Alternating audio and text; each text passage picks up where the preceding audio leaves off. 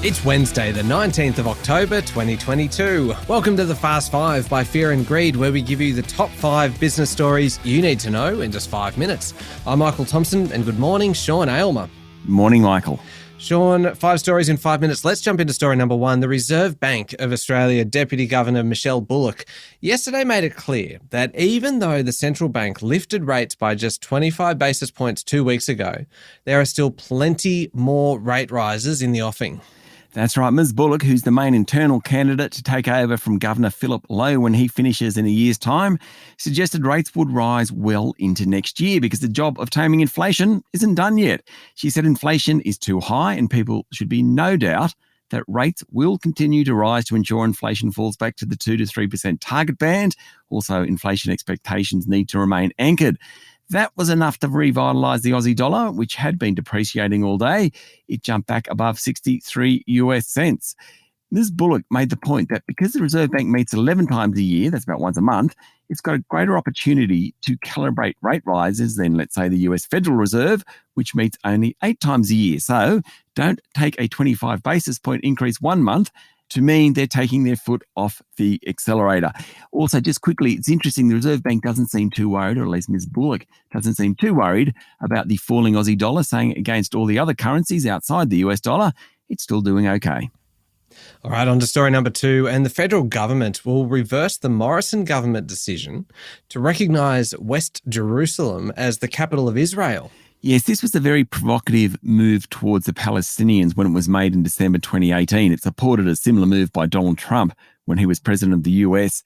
The Australian embassy has remained in Tel Aviv, and that's where it will be. Foreign Minister Penny Wong said that the Australian government remains committed to a 2-state solution in which Israel and a future Palestinian state can coexist in peace and security with internationally recognised borders. But very quickly, the Israeli Prime Minister attacked the decision, saying it was a response to incorrect information. All right, story number 3. Sean, this is a really interesting one. Rio Tinto believes Australia's best undeveloped iron ore project is closer to fruition now after striking a pretty big deal with the Wright family. Yes, Rio and Wright Prospecting have agreed to modernise their 50-year-old joint venture, which has really been stuck in the mud.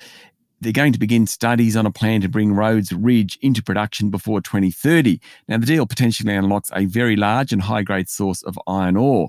Rhodes Ridge has been the centre of legal battles that have run pretty much since the original deal was struck in 1972 between the Perth families that pioneered iron ore prospecting in the Pilbara region, the descendants of Lang Hancock and Peter Wright. Of course, Hancock Prospecting is now controlled by Australia's richest woman, Gina Ridehart. Now, developing this new big find at Rhodes Ridge is a step closer. Okay, story number 4, Sean, a bit of a different angle to the floods crisis that we're currently seeing across Victoria. NAB boss Ross McEwen yesterday said that the floods will force the bank to rethink how they price loans in areas at risk of climate change. There's been a fair bit of talk about banks giving green homes a discount, and now they're talking about penalising homes in flood zones. That will be enforced via the interest rates paid on home loans. National Australia Bank has already said it will provide discounts of up to 1% if borrowers can meet Green Star standards set down by the Green Building Council of Australia. Now, from the bank's point of view, it makes financial sense because it has a greater risk of losing money on residential and commercial property in flood zones. Mr. McEwen said lenders needed to be more aware of the frequency of flooding and the impact it has on certain areas. All right, last one, story number 5, Sean. Treasury Wines says September quarter earnings were pretty much in line with expectations. Yes, and you know why? Because people are buying premium and luxury wine. So you might talk about an economic crisis. Crisis? What crisis? People are still spending money on wine. In fact, bottles of Plonk worth more than $30 are selling really well, according to Chief Executive Tim Ford. Clearly, people are finding ways to get through these tough times. So clearly then, if $30 is considered the benchmark for basically premium or luxury wine, if you spend more than $30 and you consider yourself fancy. That's right. That's right. I'm going to have to expend that extra $4 to get over that mark, I think. And then you'll be officially Sean Fancy Aylmer. All right, there we go. The top 5 business stories in 5 minutes. Thank you, Sean. Thank you, Michael. It's Wednesday, the 19th of October, 2022.